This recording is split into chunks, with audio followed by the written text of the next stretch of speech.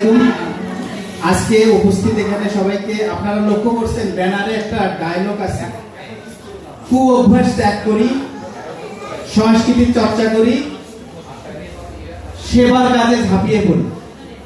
এই যে তিনটি কথা, আর এই তিনটির মধ্যে কিন্তু আরেকটি বিষয় আপনারা দেখবেন যে এই যে লোকসঙ্গীত, এই যে লোকসঙ্গীত অঙ্গন আমাদের জিয়াউর রহমান জিয়া ভাইয়ের যে উনি যে সংগঠনটি দাঁড় করিয়েছেন, আপনারা এখনো দেখেন না অনেক বয়স্ক মানুষের অটো বা বাসে ভ্রমণ করলে কি অতীতের যে গানগুলো একদম এটা কি আমাদের শেকড়কে মানে শেকড়ের সঙ্গে জড়িত লোক সংস্কৃতি। কিন্তু খুবই দুঃখের বিষয় হচ্ছে আমাদের এই যে নবীন যে প্রজন্মটা, এই প্রজন্মটা আকাশ সংস্কৃতি বলেন আর ওয়াইফাই, ইউটিউব, ফেসবুক, আপনারা এই যে মোবাইল অর্থাৎ স্মার্ট পৃথিবী হচ্ছে, এই যে স্মার্ট বাংলাদেশ বিনির্মাণের পথে আমাদের এই নতুন প্রজন্ম আমাদের শেকড় থেকে কিন্তু দূরে সরে যাচ্ছে। সে কারণে এখনকার প্রজন্ম কিন্তু ওই আমাদের যে জনপ্রিয় গানগুলো শুনলে তারা কিন্তু নাক শিক্ষায়,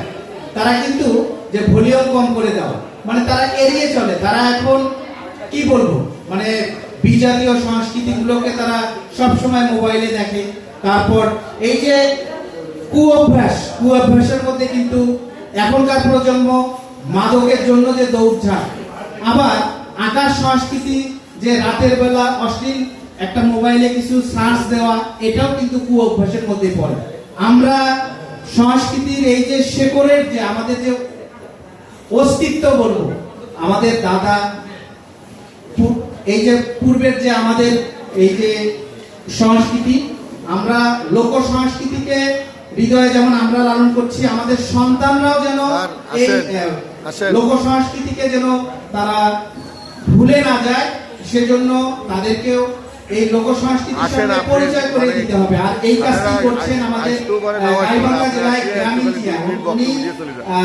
আপনারা সবাই জানেন যে গাইবান্ধার গায়নের যে চ্যাম্পিয়ন সজনের বাবা, তো ওনার যে প্রয়াসটা আমরা সবাই সম্মিলিতভাবে জিয়াউর রহমান জিয়া ভাইকে সবার জায়গা থেকে যতটুকু সম্ভব সবাই তাকে সার্বিকভাবে সহযোগিতা করব। তার এই লোকসঙ্গীত অঙ্গন যেন শুধু তার জীবদ্দশায় না, তার সন্তান এভাবে যেন জীবিত থাকে শত শত বছর। সবাইকে অনেক অনেক শুভেচ্ছা এবং ধন্যবাদ জানিয়ে শেষ করছি। আসসালামু আলাইকুম।